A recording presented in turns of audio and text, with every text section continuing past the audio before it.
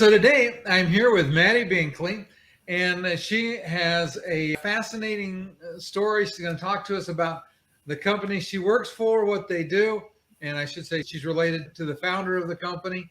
But we're going to talk with her, and I think you'll find it very enjoyable, find out about accessibility. And so, Madi, I'm going to let you tell us a little bit about who you are and what your background is. All right. Well, thank you so much for having me. As Ken said, my name is Madi Binkley, and I play a few roles here. Right now, I do all of our HR and our marketing for both the Riverboat Discovery and Dredge number 8. And then in the summer months, I captain one of our riverboats. Our company, so we have two companies, the Riverboat Discovery and the Dredge 8. My grandparents, Captain Jim and Mary Binkley, they started the Riverboat Discovery back in 1950. And it was just the two of them with a small 25-passenger vessel called the Godspeed. And then over the years, they added to their fleet. So now we have 3 riverboats, Discovery 1, Discovery 2, and Discovery 3. Discovery 3 is a 900-passenger vessel. It's a stern-wheeler riverboat. And as the family grew, the business grew. After my grandparents, dad and my uncles ran the business, and now it's been passed on to my generation. So myself and my cousins now operate the business. Oh, well, very nice. So let's talk about the riverboat first, because we tend to think of riverboats in the sense of Mark Twain and the Mississippi. Tell us about the riverboat and how the riverboats were used, because I know the history actually goes a long ways back before the 1950s. So in your areas, give us a little bit of there. Yeah, Alaska hit the map when the gold rush happened at the turn of the century. And the only way to get freight to the interior of our state was by stern-wheeler riverboat. So that is why we showcase that aspect of our business, just to preserve that history. I know that when we think about the gold rush, we think about the Yukon, which runs from the Arctic Ocean up to Carcross in the Yukon territory. But what river are you on? Sure. So we're in smack dab in the middle of Alaska in the interior. So we're landlocked and we only have rivers. We're not on the ocean. We're operating on the Chena River, Chen. That means good hunting. And then the Chena, of course, connects to the Tanana, which connects to the Yukon River, which then goes out to the Bering Sea. Okay. And what is the experience like for someone? Because I know what you do now is not haul freight, but you do tourist. So why would a tourist want to take the riverboat? Sure. We're really looking to share the experience of what living in Alaska is like with our guests. They board our boat and they're going to see several different things along the way, including a bush plane takeoff right on the water. So yeah, a little Super Cub that takes off on the water and lands and then takes off. We stop at Iditarod, Champion, and Susan Butcher. We stop at her kennel just along the river, and they see dogs mush around the lake. We'll also stop and see some reindeer. You'll see a fish cutting demonstration, and then we stop at our Chena Indian village, and our guests deboard the boat for about an hour, and they have a 30-minute guided tour. So there's several stops along our village, and they learn all about subsistence living and life before Western contact. Well, very nice. That sounds like it's very interesting. When somebody gets on board the boat, especially, because I deal with accessibility, how accessible is the boat? How accessible is the village? So tell us what we need to know about that. Sure. Yeah, our boat is mostly accessible. We can facilitate wheelchairs down our ramps. We have wide enough for wheelchairs and walkers to get from our parking lot, navigate through our gift shop, onto our deck, and then down onto our dry dock and onto our boat. We do not have elevators on board, but the bottom level of our boat is completely accessible. There are 2 restrooms downstairs that are wheelchair and walker accessible. And then we have a staff, our deckhand staff is fully trained in safety to be able to accommodate getting passengers down the ramp safely. Okay.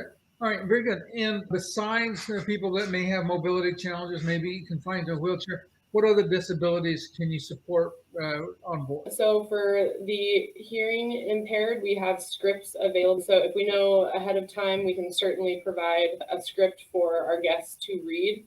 Our trips are fully commentated. So we have a commentator on board describing what's happening on the different sides of the boat. We also have TV screens located all throughout the boat. So if you can't see what's going on, you can just look up and see a TV screen, and we're filming everything live. In addition to that, if we have a language barrier and someone doesn't speak English or doesn't understand English, we have scripts in different languages that we can provide as well. Okay. All right. Very nice. What about for families that may travel with individuals that are autistic and sometimes need a quiet place? Is that something that you're able to accommodate, or Is it pretty much just a general area that everybody's gathered in? I mean, our boat is large. It's a 4-story boat, 156 feet long. And like I said, it is fully commentated, so there are speakers throughout the boat. If that situation did occur, we would certainly do our best to accommodate a quiet space. That we have galleys on board, so if someone needs to come to the back of the boat and to get away from the hustle and bustle of what's going on the decks, we can certainly accommodate as needed. Okay. All right. Well, very nice. I appreciate that. So you said your big boat is 4 stories tall? Mm-hmm. Yeah, 4 decks. Yeah. 4 I decks. believe the top deck sits about 45 feet off the water. All the decks have a pretty good view, but yeah, the top deck is a great place to be.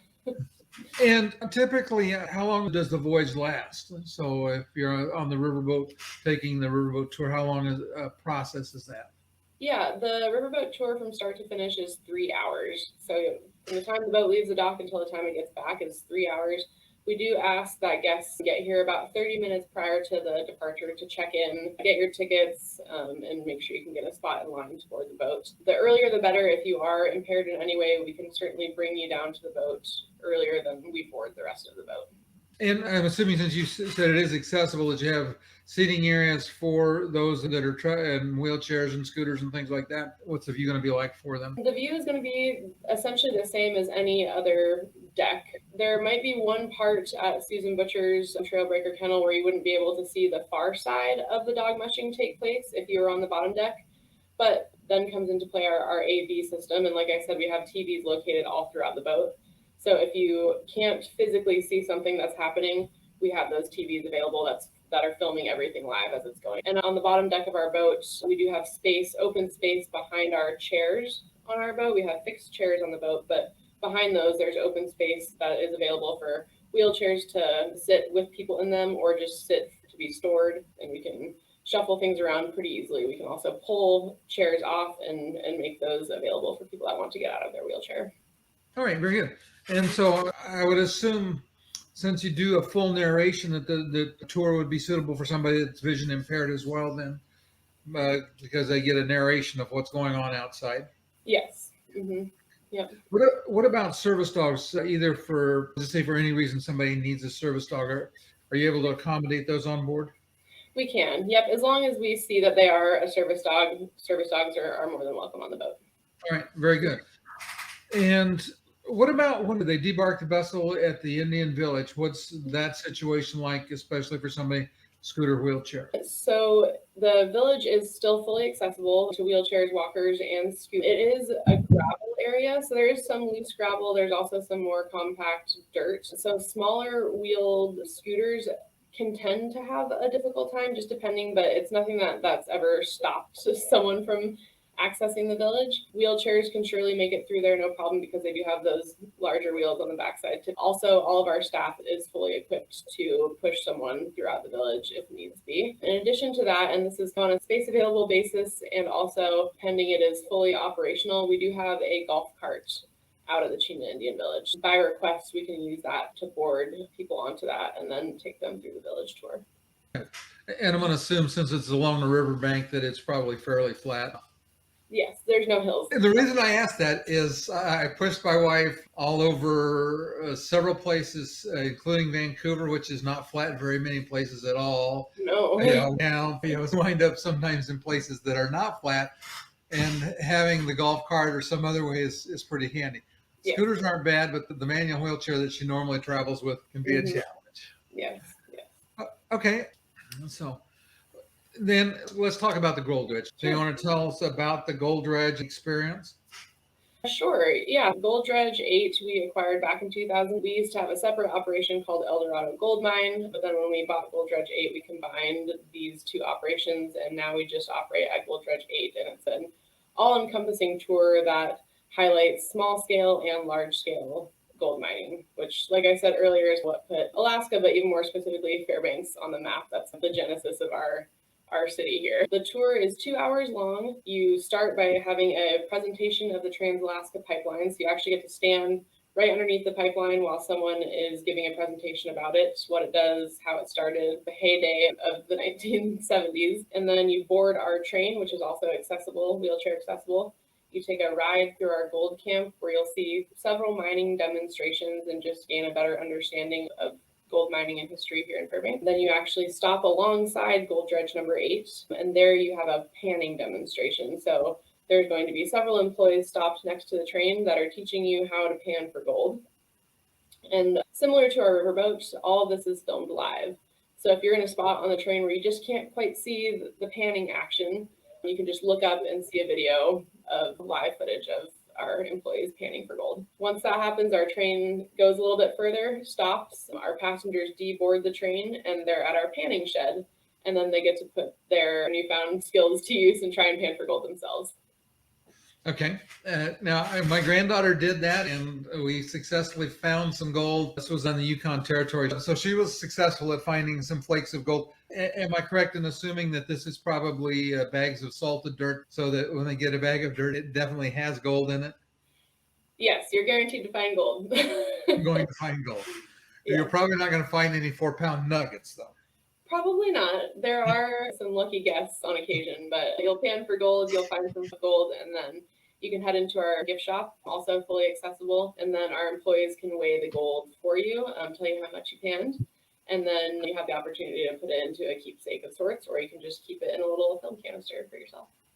Yeah, I think that's what my granddaughter has. Hers is in a little vial with liquid. But it was quite interesting. We enjoyed it, and I'm sure the guests there, especially getting to see more of it, get to see that equipment firsthand. Exactly. Yeah. And in addition to that, like I said, our train stops at the Gold Dredge, and that's where you learn how to do the panning. Once you deboard the train and get your chance at panning for gold, you can board Gold Dredge number 8 and check out that operation. There are multiple levels. The only level that is wheelchair accessible is going to be that bottom level.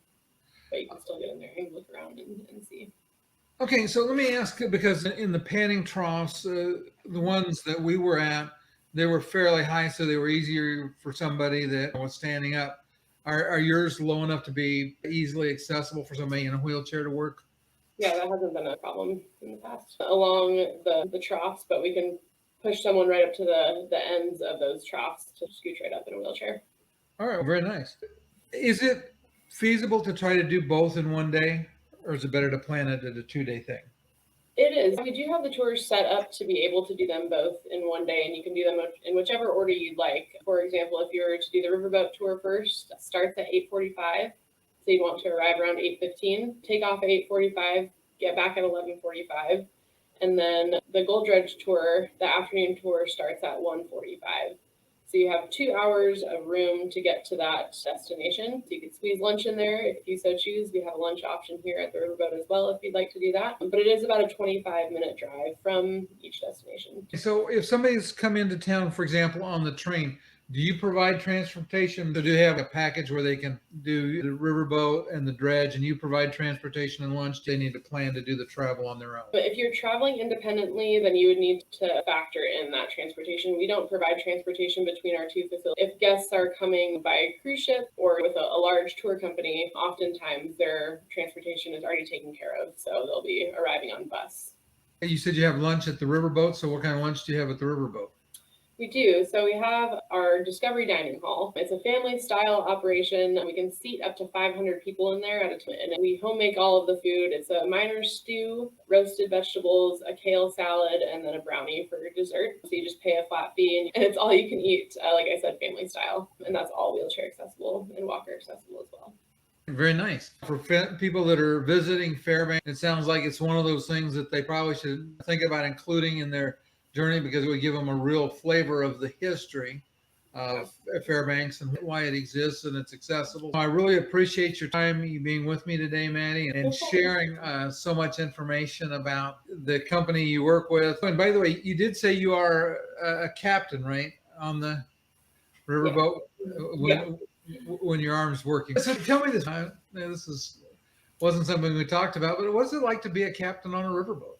It's quite fun. It's one of the aspects of my job that I enjoy the most. As a kid growing up here in the business, I started out just as a 6 or 7-year-old deckhand, cleaning windows, washing bathrooms, just doing those normal deckhand tasks. And then as I grew up, I started taking trips up to the wheelhouse and really being taught the ropes, no pun intended, and learning how to read the river from my cousins and my dad and my uncles. It holds a pretty special nostalgic place in my heart to be able to carry on this tradition that my grandfather started so many years ago. It can be challenging, of course. There's factors, Mother Nature, we can't predict what she's going to do. It's challenging when there's things like wind and rain and high water and current and stuff. Although we do the same trip every day is incredibly different, just different factors and new guests every day. And yeah, it's one of my joys of this job. I mentioned earlier that I had taken the Rocky Mountaineer, and when I was talking to the people that are taking care of the passengers, you get to have the best office in the world to be able to see those views. The same thing holds true with riverboats. The river changes. Depends on how the water flow is. It depends on where sand has washed in and settled, and so many things that make it different. Well, again, Manny, I really appreciate your time, you being with us today. I had hoped to get there this year. Next year, I am very definitely planning on coming up and doing a little river boating and maybe some gold panning, see if I get one of those great big nuggets. Yeah. Again, thank you very much.